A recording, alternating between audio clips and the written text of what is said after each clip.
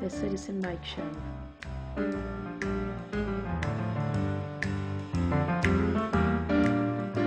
News. Commentary.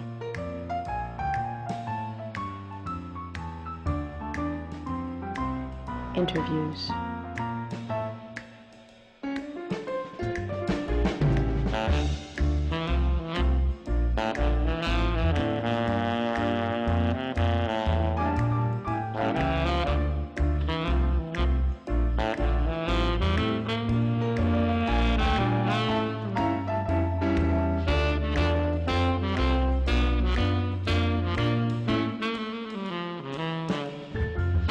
The Citizen Mike Show starts now.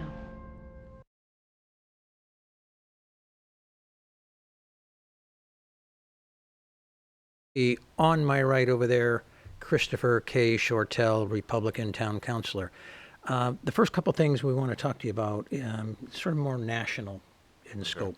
And the first one is the Joe Biden versus Bernie Sanders contest. And you're a particularly interesting guy to talk to about that because theoretically, I don't know your deep, dark secrets, but theoretically you don't have a dog in that fight, and maybe you can be an objective observer. I don't know. Maybe you can't.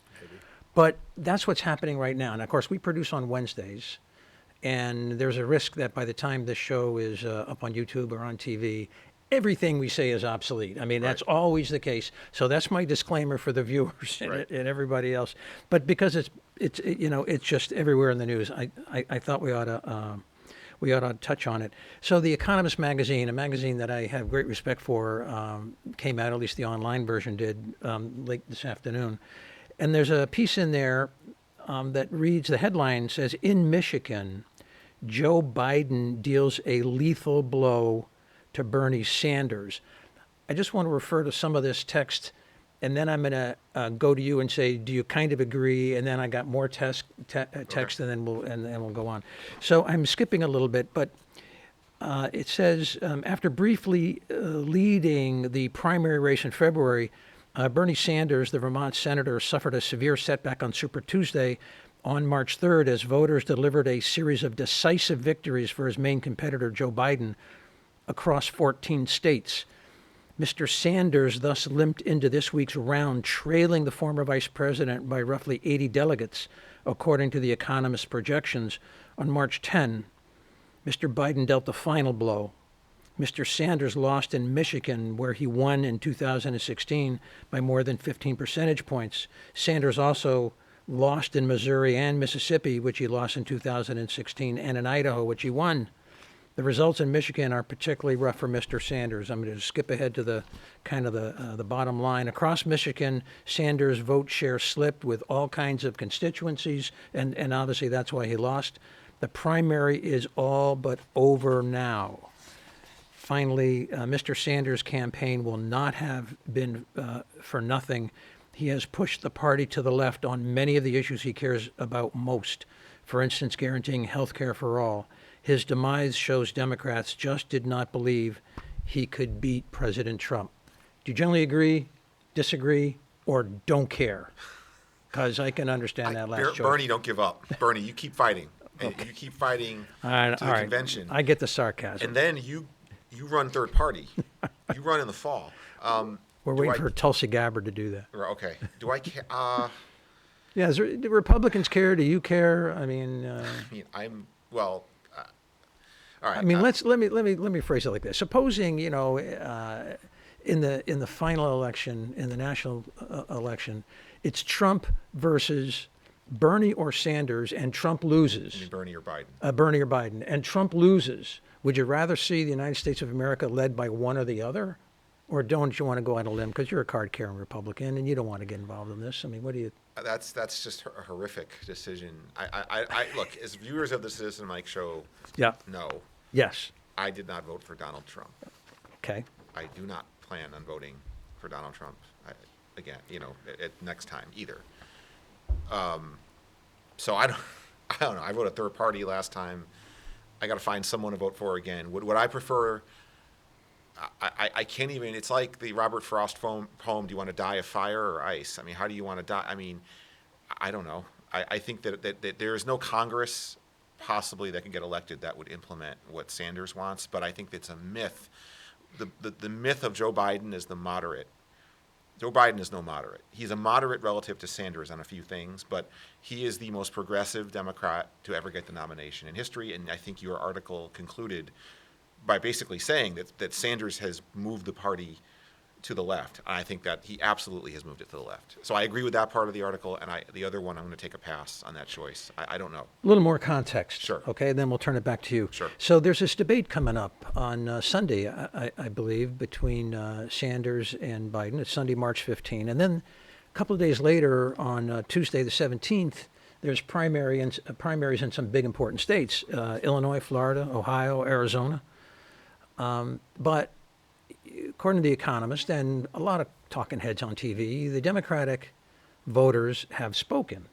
And they've clearly said, we want Joe Biden to lead the ticket. We do not want Bernie Sanders. And that's the clear message. And the Democrats are saying, we don't want this intramural fight anymore. We want you two guys to knock it off, have Biden take the lead so you can turn around and face Trump and start beating down on him. That's what the Democrats want. Yet, Bernie Sanders wants to debate Biden on Sunday. He wants to do the best he can to rip Biden apart, to tear him down, even though the smart money says Bernie Sanders has no chance of winning. So why? I mean, I've been, today, Wednesday, I've been sort of researching that, trying to get the thoughts of other people. And Bernie Sanders, in his press conference today, did not say he's in the race to the end. He didn't go that far. Okay. He just wants to debate. He just wants to get on the stage and debate. And he had all these edgy questions that he was going to ask Joe Biden, and, that's evidence that he's going to take him apart. Sanders is going to take Biden apart if you believe Bernie at his press conference. But to what end? And now here's the question, the second question to you. So we're going to retain you. Here we go. Yeah, for $250,000 as a political consultant. I get a raise. I think Yes, last you did. time I didn't get that much. Well, you showed you were worth it. And and you will be advising those that want to see Trump defeated. That probably does not, I'm not sure who gave the money, but you're advising your client who wants to see Trump defeated. Do you advise that the debate not take place, that Bernie pull out now and do not try to rip Joe Biden apart on a debate stage on Sunday? I advise them to initiate a constitutional convention and repeal the 22nd Amendment and get Barack Obama to run if you want to see Trump lose. I don't think either. You never want to say never. After Trump winning, no one thought Trump could win. Right. So you never want to. I don't see either of them winning. So I don't think it matters. I think that from Sanders, I would guess, back to the earlier point, trying to shift the party left, I'm guessing this is his last hurrah to ensure that Biden, let's go back to Biden's past. He ran for president in, 88 in the primary, right? Okay. When he got caught, he got caught for plagiarism. He had to drop out.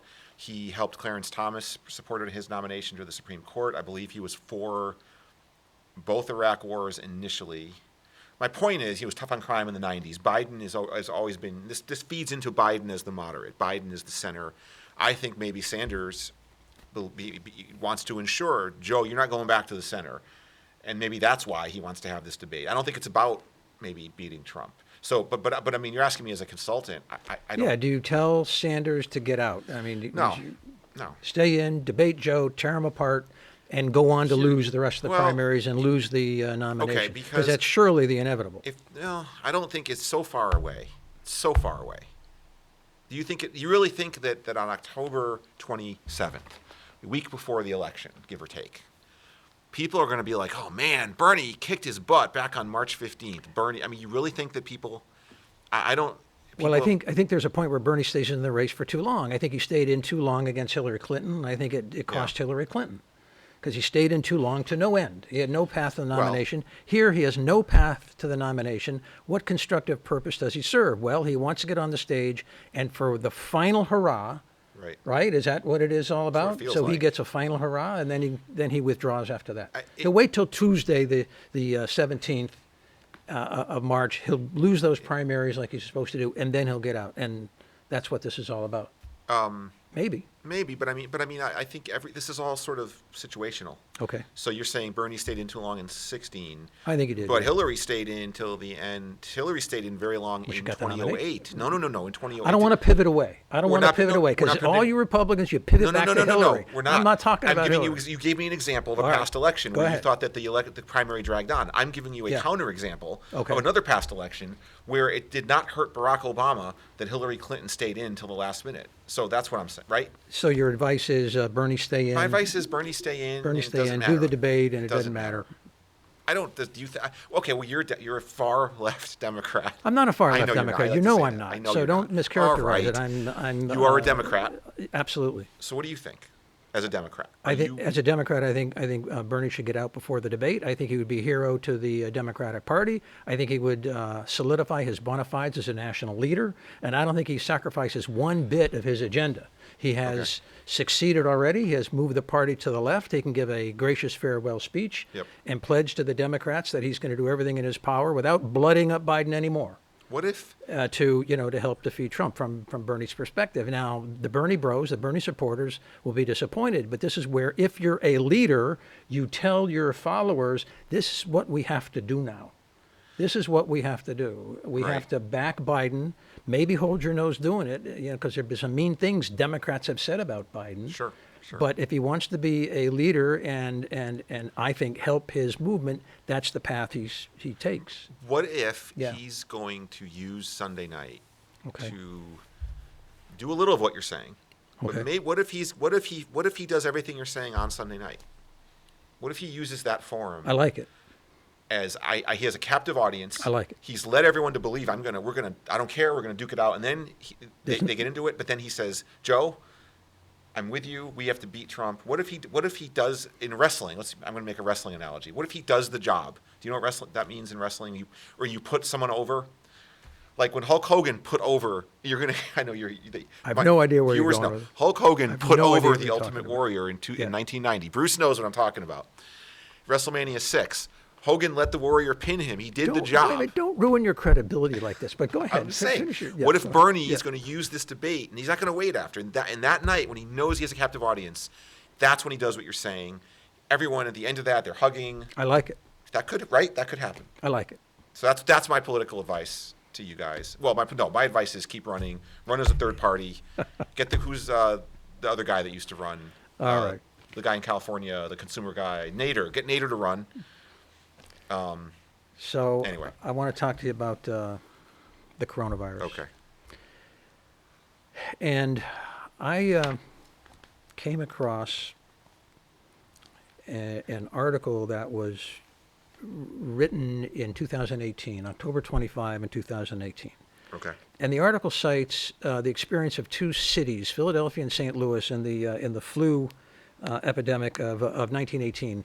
And this has been cited in many of the newscasts. If you listen long enough on stations like NPR, or that some of the stations that go into a little bit deeper, they cite the experience of St. Louis as opposed to Philadelphia. Now, I'm going to read some excerpts. Remember, this was last year, before the coronavirus was even heard of, and the issue is not politicized. But it's I think it's good background for everybody.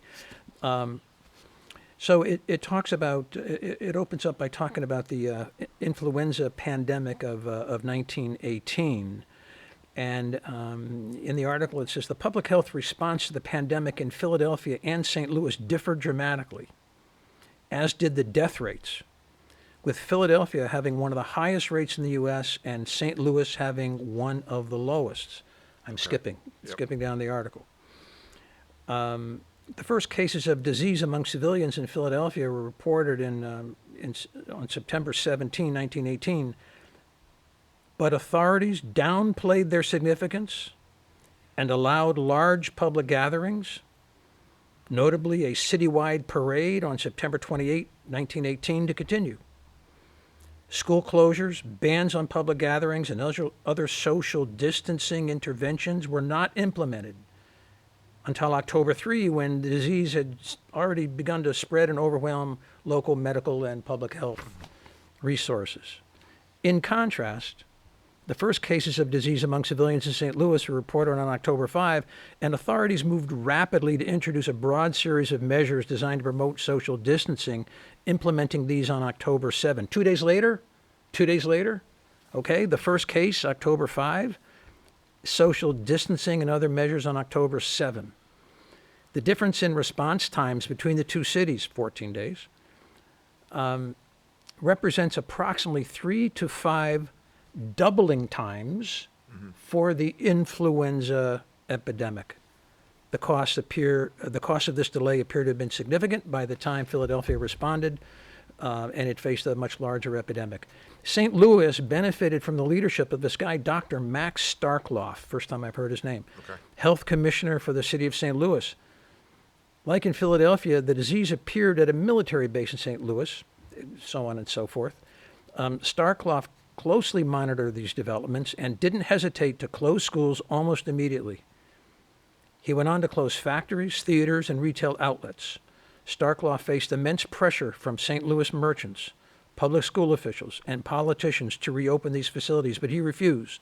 Schools were closed for nearly 3 months, as were many other population hubs. But the citizens of St. Louis benefited from Dr. Starkloff's insistence. When discussing the history of the tragic 1918 influenza epidemic, St. Louis is often held up as a model city. Because of the quick and sustained action by its leaders, St. Louis experienced one of the lowest excess death rates in the nation. All right? Okay. Pretty serious story. Yep. I've been getting some buzz that those on the right side of the aisle, I'd say the right wingers, and a lot of them are on Fox News, Rush Limbaugh among them, are saying, this is just a flu, don't worry about it, and it's the mainstream media that are ginning up this response, ginning up this reaction to make Trump look bad. Have you picked up any of those signals, and if so, what do you think about it? I've had a couple of conversations with a couple friends of mine. Ooh. I have friends of all political persuasions. All right. But a couple of fellow conservatives Yeah. who feel that, it's the media maybe is blowing this out of proportion, which I think kind of misses the point. So I don't know where to start. I think that people are fixating on certain facts. So coronavirus potentially has a lower mortality rate than the seasonal flu. Well, it does. And as far as we know now. Say that again, because I think coronavirus has a lower or better, more people survive coronavirus. The flu the seasonal flu is killing more people than coronavirus. Well, the mortality rate or the numbers? Both. Because I heard Fauci today, that doctor in Washington, testify in Congress, that the coronavirus has 10 times the mortality. Okay. Is 10 times as lethal. Really in the elderly population. Well, that's not how he qualified it. Okay. It says it's 10 times more lethal. Now, the flu, because it's out there, the flu is spread. There's more deaths from flu. Yeah. But which disease is more deadly? And Fauci is claiming. Okay, so I have that number wrong. But my point is, people. But it's interesting you picked it up, though. Well, that's what we've been sort of talking about, and I think that misses the point. Okay. I think the point is that there's a great article or a graphic that came out about flattening the curve. So the issue isn't this 1-to-1 comparison of which disease is worse. The issue is we're in a flu season, and outside of flu season, people get sick anyway. People need to go to the hospital for any variety of reasons. That people always have to go to the hospital. I have chest pains. I fell down. I got in a car accident. What this potentially does, there are only so many beds in the ICU in our country. So the problem is this thing is spreading. It spreads pretty easily. There's no vaccine for it. Nobody's vaccinated against it, unlike the flu. Now, I heard the flu vaccine, I guess, isn't as effective as it was in past years. I guess they missed. They try to predict which strain of the seasonal flu, and I think I was told by someone else that this year's is not quite as effective. But whatever, there's a vaccination. So I feel like the goal is to flatten the curve so that there's not an onslaught of patients going. This thing isn't spreading like wildfire, and people aren't going to overload our hospitals. Because then what's going to happen is people are going to die of everything else in addition to this. The car, because now you don't have beds in the ICU. So I feel like to me, that's not media hype. That's just reality. And you talked about Fauci. Is that how you pronounce his name? Yeah. It's just concerning. I have friends, some college friends, who are doctors and posting things on social media, and they're concerned about it. So they went to med school. They're not political, but somehow this is the media. It's the media. Like, I get that the media always has to have a story. I understand that the media is always fixated on one thing or another. But in this instance, the media is reporting stuff that experts are saying. So I'm a little bit miffed by the argument that it's just overblown. I don't know. It's bothersome. So I got a email from a group called Outraged Patriot.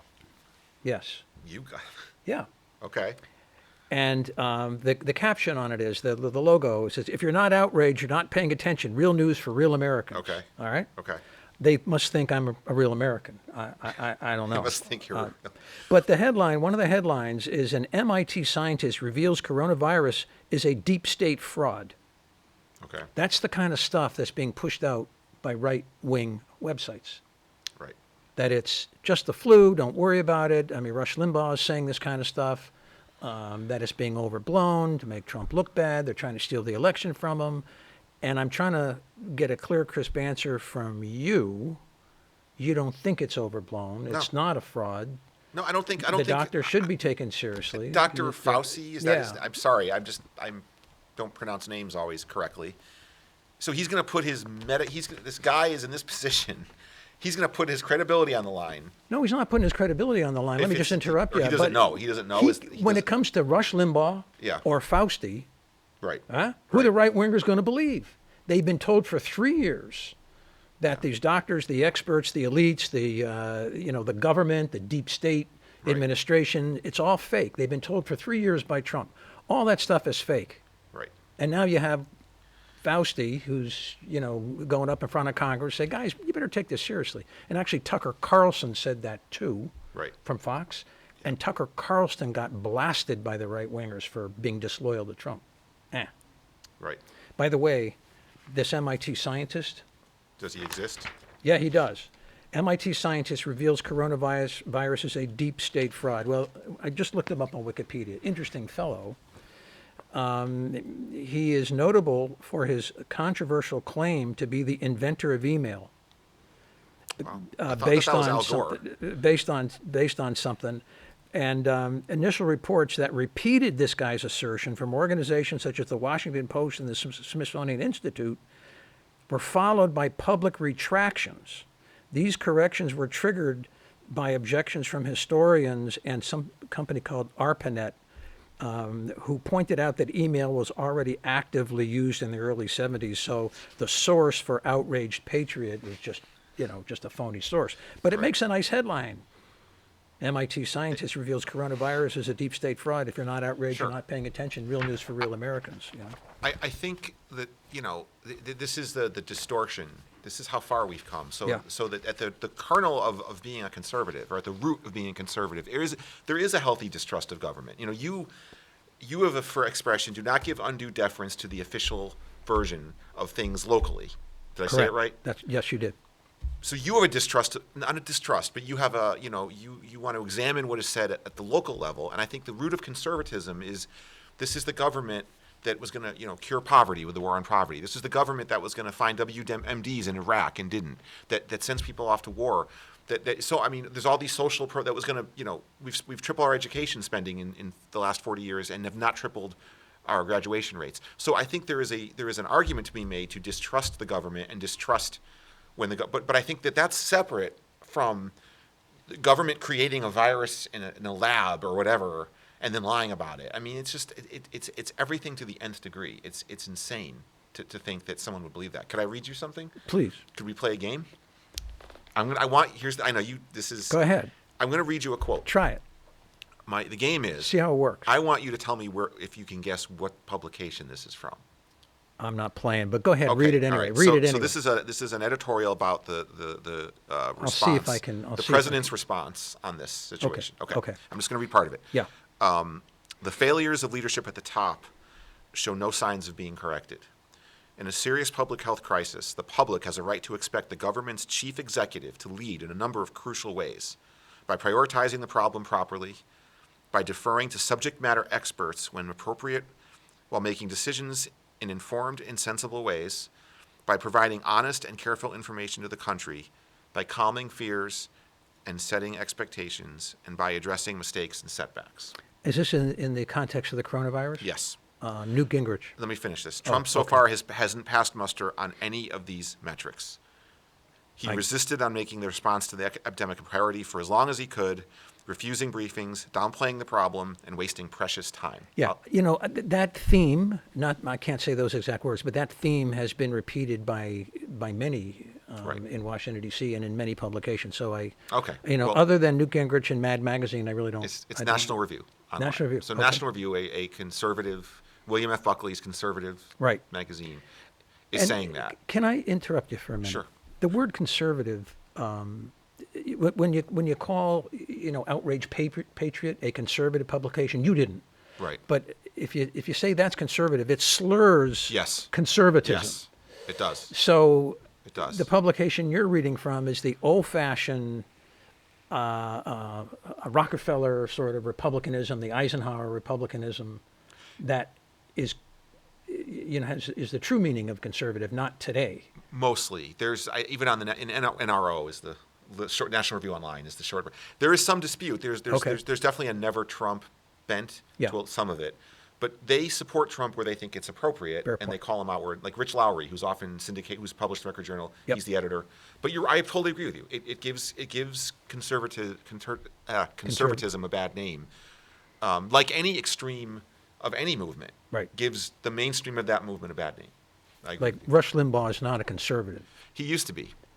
He used to be. So I mean, in the 90s, I thought Rush Limbaugh was much more. And of people of that ilk, they're not conservatives. There's something else, but they're not conservative. Yeah, I mean, Rush is. I used to listen to Rush again about 25 years ago. I mean, conservatives.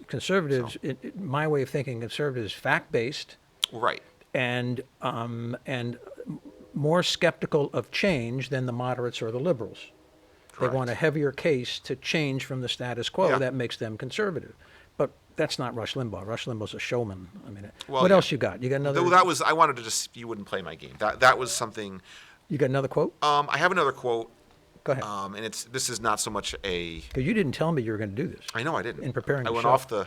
Yeah, go I went ahead. off the set list here. Yeah. This is. No, I think that. Well, I think that I was reading.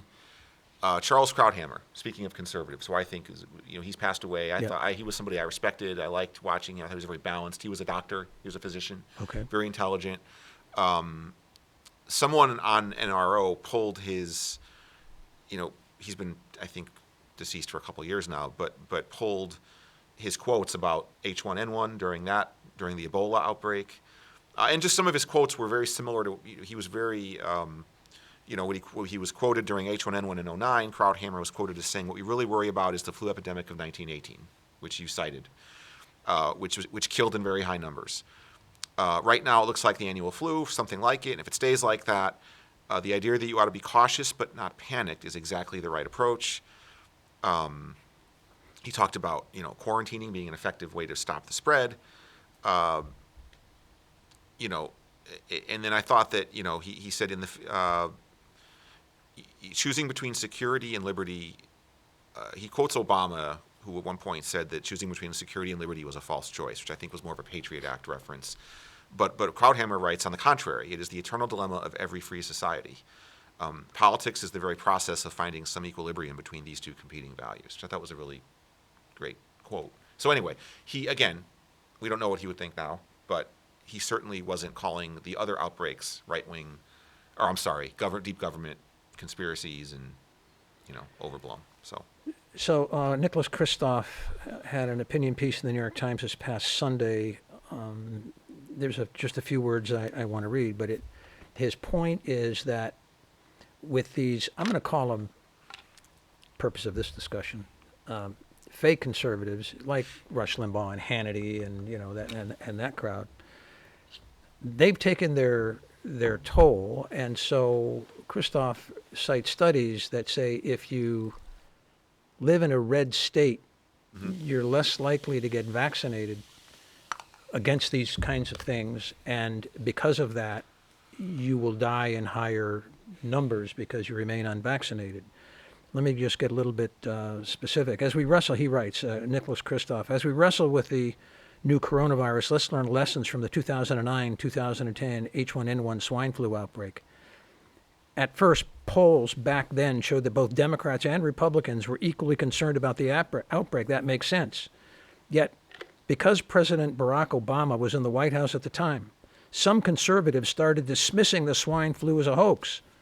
See any correlation here? That's kind of why I read, the right-wing media figures were particularly contemptuous at the Obama administration's suggestions that people get a vaccination against it. Of course, there is no vaccination against this coronavirus, but there was against the H1N1. Right. Screw you, Rush Limbaugh declared. I'm not going to take it. I'm not going to take it precisely because you're telling me I must. You have some idiot government official telling me I must take this vaccine. I'll never take it. Over on Fox News, Glenn Beck was similarly conspiratorial.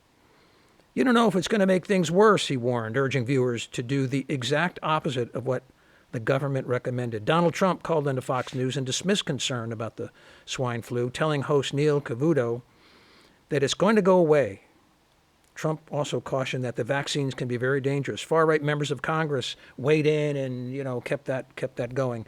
As a result, attitudes about the flu soon diverged based on ideology. Democrats were 50% more likely than Republicans to get the swine flu vaccine. The implication, while right-wing blowhards may infuriate Democrats, they sometimes pose the greatest danger to their own true believers. Unless you got a follow-up on, we're going to continue this discussion on future shows because Sure. this ain't going away, this issue. Again, the core, we don't want to be told by the government what to do. We don't need to ban 32-ounce sodas to make people thinner. That's not the government's job, like Bloomberg did in New York. I know he's a Republican, but my point is the nanny state. That's what that's a reaction against, but it's taken too far. This is a public health issue. But I understand the attitude. I sympathize. I don't want to be told either by the government by what to eat, what to drink, but at the same time, at some point you have to look at the science. Right, and I'm hoping you don't see an equivalency between sodas and expert medical advice. What I'm saying I hope you're not What I'm suggesting. saying is Okay. that's where Just wanted to that's clear the that. attitude. Okay. Where that rant is more appropriate against banning soda or the micromanagement. School lunches can't have they can't serve pizza. Which that was a thing at one point. You couldn't serve pizza to kids. Give me a break. Yeah. It's because there's broccoli, yeah. Put up gravy on it. Let's change the subject. Let's change the subject. We didn't really finish a story that we started when Jason Sanders was on the show. That was the problem with school bus service, and Jason was on. We talked about that at length. Just a quick review. What we talked about then. Based on all sources that we have, the problem with school bus service started in the spring of 2019. It got worse and worse and worse as the fall moved into winter in late 2019.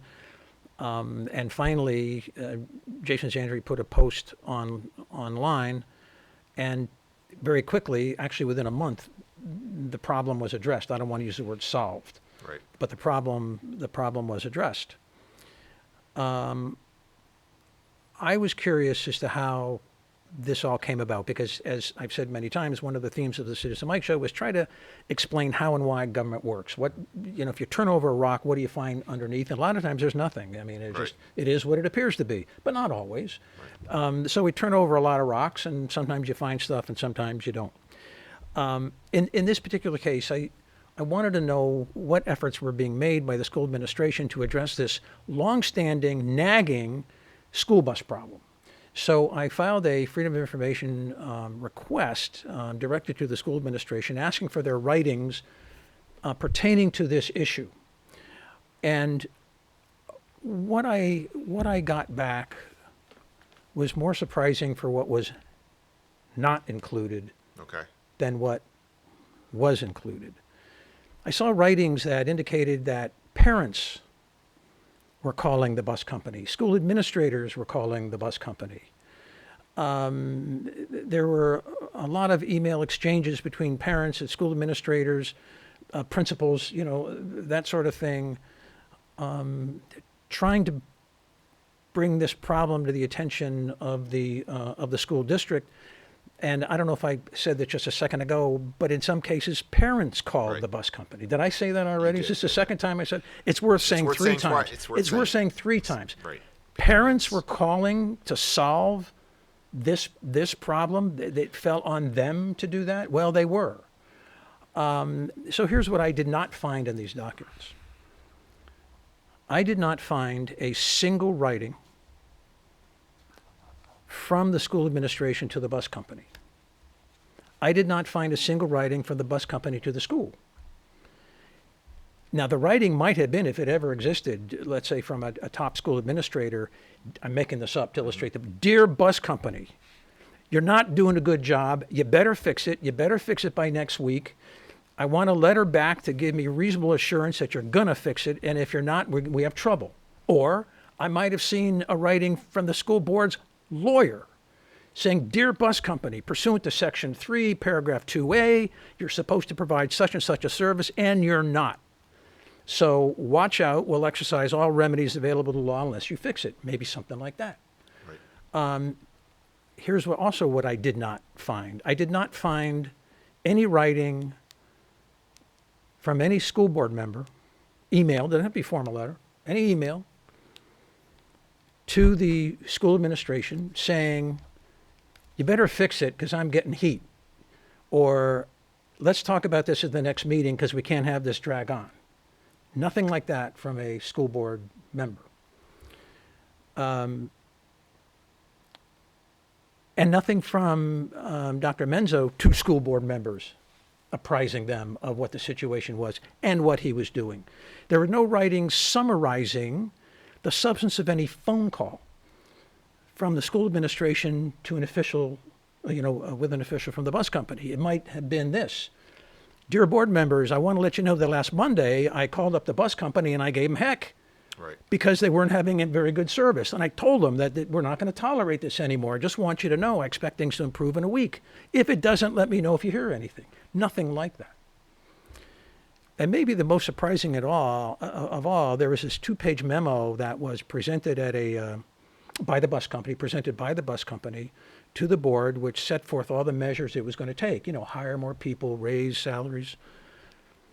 There was no writing setting that up. There is no writing, for example, just to illustrate how that might go, from the bus company. Dear Dr. Menzo, as you know, we want to address this problem in service, and I'm sending you a draft of our proposals. Look it over and get back to me. Nothing like that. No writing from, let's say, Dr. Menzo to the bus company. I have your draft of ideas to solve the problem. I'll put you on the agenda for next Wednesday. Nothing like that. No writings whatsoever. Very odd. Do you think that's odd? All of it? Or Whatever you want to say. I think, all right, I never expect you to rubber stamp what I say. Well, let me start off. It is not unheard of for a parent to call a bus company. So I know that that's not unheard of. Typically, my wife would be able to better speak to it, but I've had to talk. If there's an issue on a bus, there's somebody you call at the board, but oftentimes you are referred directly to the bus company. So that's not unheard of. I'm just saying in general. And being uninitiated and naive as I am, Yeah. I think that stinks. But go ahead. Well, I know. Okay, you say it happens all the time. Great, I'm not terrific. saying- It happens all the time. I'm just saying I that think sometimes that you need to go stinks. directly to the source. Well, Your point probably is that if you have the weight of the Wallingford school system behind you, it's kind of my point. it's easier. I would say. It's kind of my point. Or a board member. Yeah. All right. So now you're asking, is the other, there's no evidence of no documentation of anything going on. So No one seemed to, no one in an official capacity really seemed to care until Jason, put it Well, on, that's right. put it on Jason on YouTube. Jason poked Zandri. the bear. Yeah, poked the bear. And we properly praised him for that a few weeks back. I think probably what was happening was, we know, and I wasn't on the week that you had Tammy Raccio on, but I think she talked about, and I know I saw this myself they knew in the fall there was a problem with a shortage of bus drivers. That was known. I recall my kids go to Fritz, which is 3 to 5, formerly Yalesville School. both my kids are at Fritz, so we get the newsletter every week. And there was definitely a thing, in the fall, a notation in that newsletter saying, hey, if you want to be bus drivers, we need bus drivers, it's, whatever, sign up. So that was out there. So my theory is that they felt they were probably doing all they could do to recruit bus drivers. They knew there was a shortage. Parents, meanwhile, routes were getting combined, but kids were getting home late. Parents were calling the bus company, which is per the usual practice whenever there's an issue. And it wasn't, I don't know, were they not aware of the number until Jason? Did they not realize it was as big a problem as it was? Did they not care? I don't know. But I'm guessing things just kind of went on, and then Jason got tired of it and did what he did, and lo and behold, suddenly it got addressed. I don't know. I mean, so. Is there is there a point that I'm missing? I mean, are you saying this is what a reasonable and prudent school administration should be doing, that they handled it as a reasonable and prudent? No, I wish School we district? talked about this last week, or whenever Jason Yeah. was on. No, I wish somebody else had.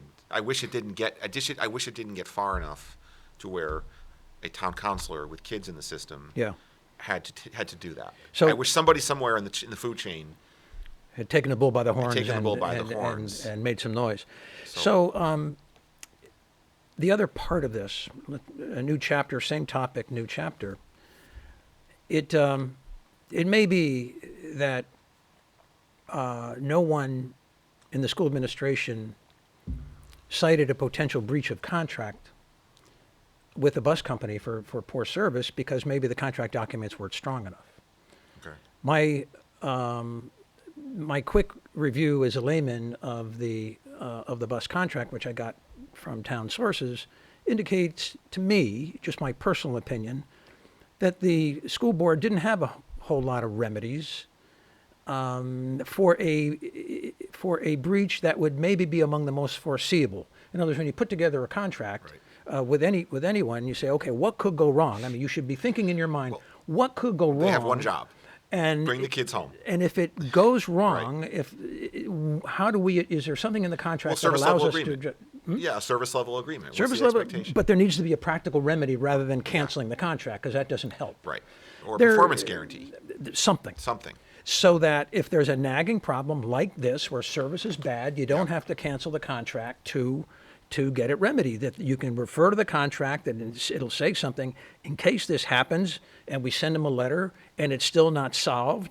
Here's the remedy and look out, it's serious. Something is in there. Okay, there's nothing that I saw in the contract. Right.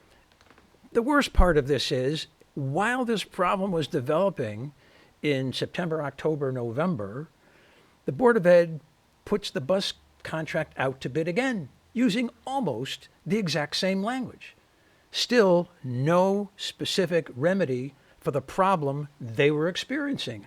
And I wonder, is anyone minding the store? Now, you better come to the rescue of the school board because I know you like to do that, but because I can't figure it out.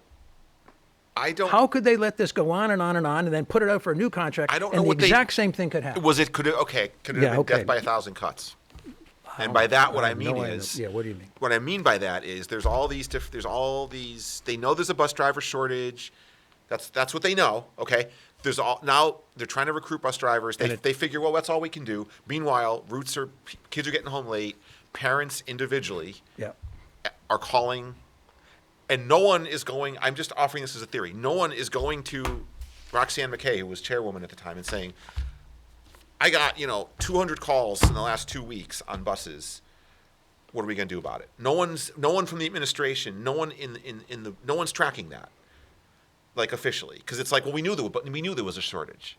Like it's like, when I weighed a little more, I wasn't counting my calories. I knew I was eating too much, but I wasn't like looking at I had so I don't know. I'm not saying ignorance is an excuse. I'm just offering that versus the other theory is they knew the whole time. And Well, either they're oblivious. And they didn't care. They didn't care. Either they're oblivious or they're negligent or a third choice, which I can't think of. So take your pick. They're oblivious, they're negligent, or pick another choice.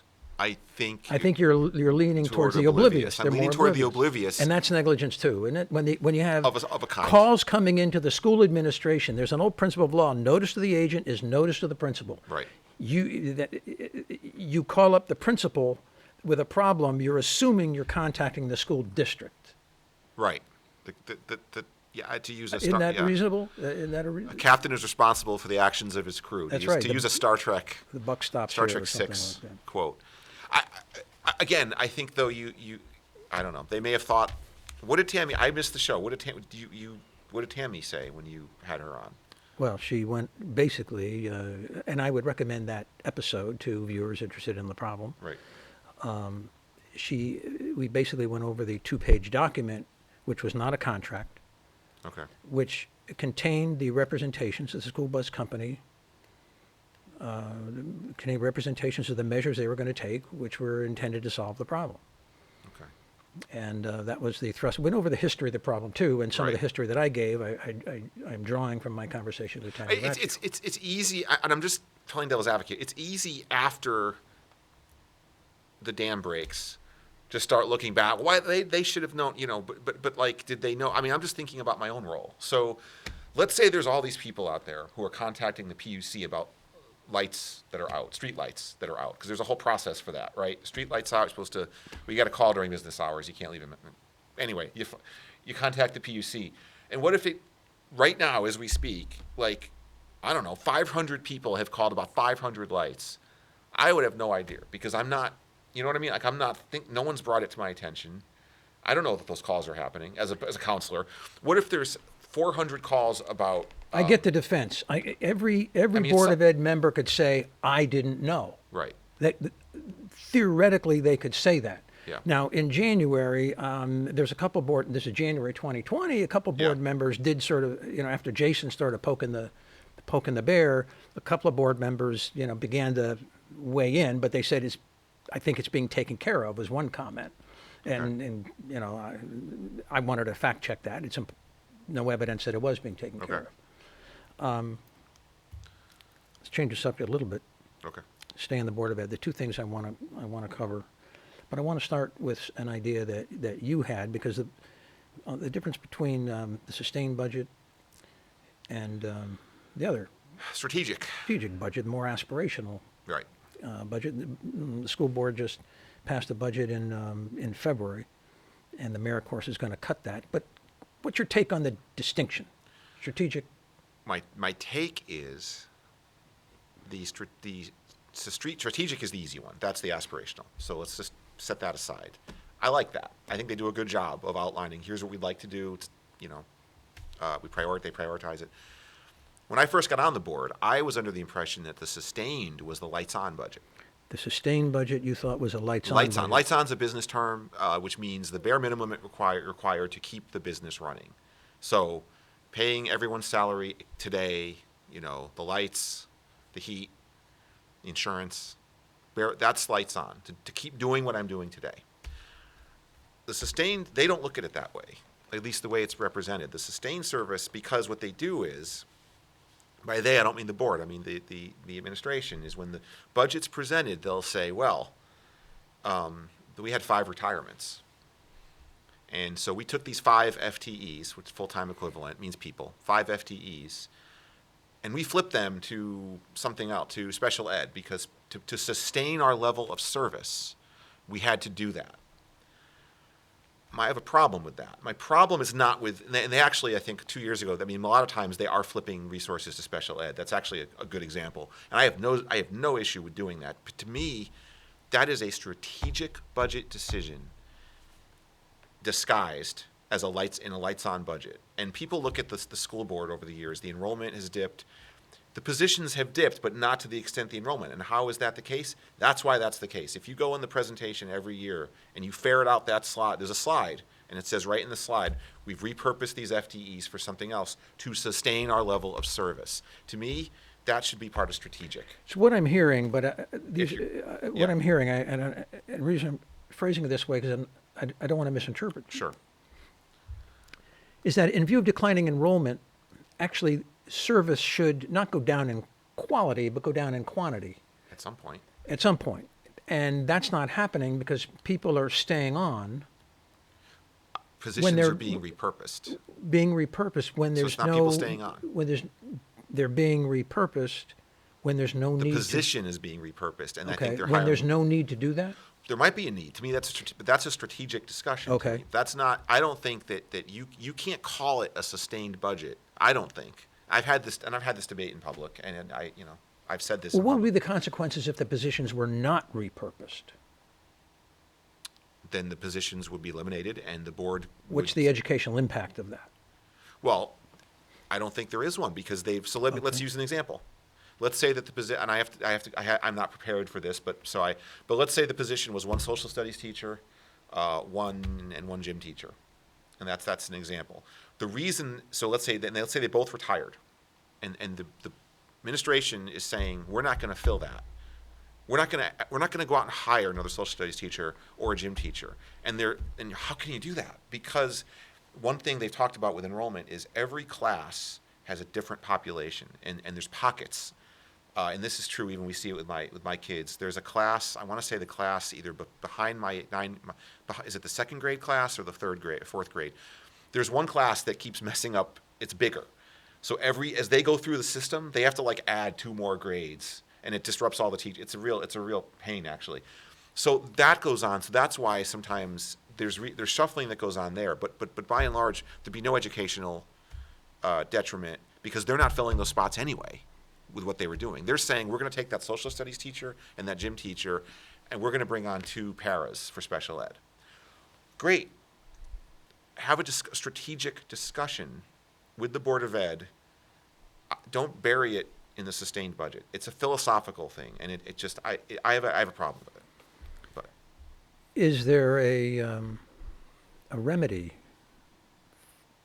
a practical remedy, or is it just you got to depend on the Board of Ed members to ferret this out and then to make reductions? As, I mean, at some point, it would force some hard conversations to say, do you really need, this? I think part of it, though, and here's the proof in the pudding why sustained services budget is kind of a joke to be labeled that way. Here's why, and you hit it on the head at the beginning of the segment.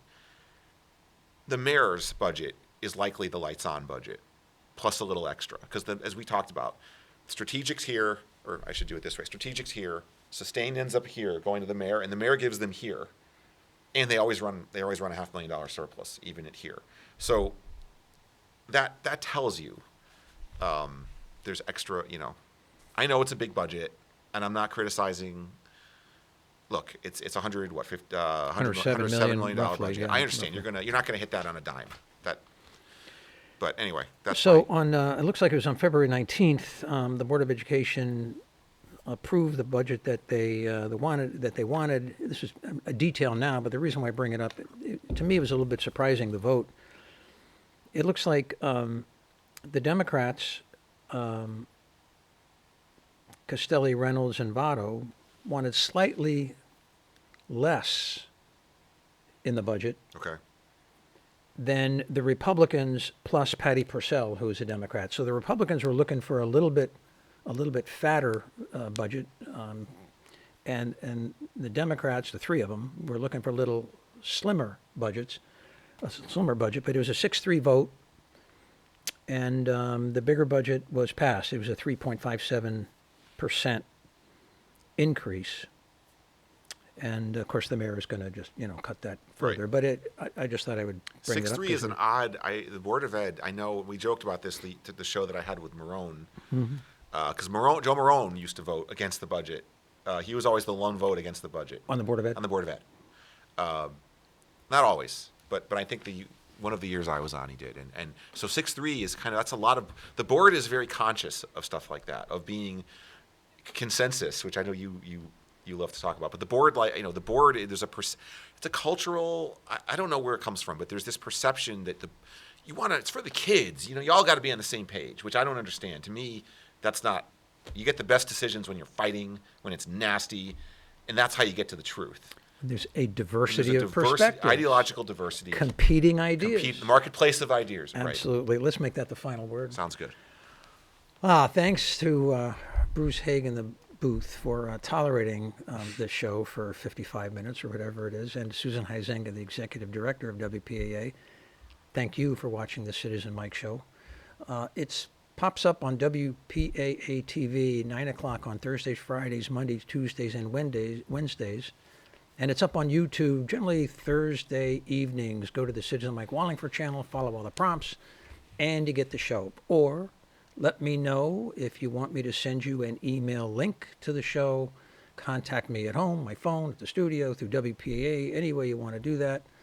And I'll get you that link by email. I do it to a fairly sizable group of people. Be happy to include you in that. See you next time. Thanks, everyone, for tuning in.